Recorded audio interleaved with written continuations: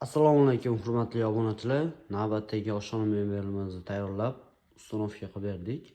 Xo'p, bu yerda umniy kotyollar joylashgan ekan. Uni ham chiroyli qilib o'rab berdik. Bu yerda kir mashinasi joylashgan. Tepalariga mana polka qilib berdik, chiroyli qilib. Akril material, chekilar rezinik kronka, davutchi mexanizm. Xaldinligini joyladik, tepasida tumbuchkalari bilan. Xo'p, bu yerda moykasi, gazini chiroyli qilib o'rnatib berdik. Bu yerga tog'chalarini chiroyli qilib qo'yib berdik.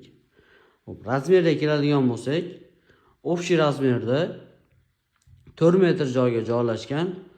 Xo'p, kuxnyasining razmeri 1.80 ga, balandligi 2.10.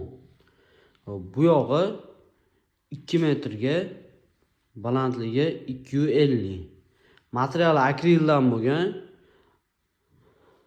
Xo'p, rezinli kromka, vakuum mexanizm, bonus qilib moykasi, granti qo'shib berildi. Kimga shunaqa sifatli oshxona mebellar kerak bo'lsa, bemalol aloqaga chiqarasizlar. Pastda nomerlarni qoldiramiz.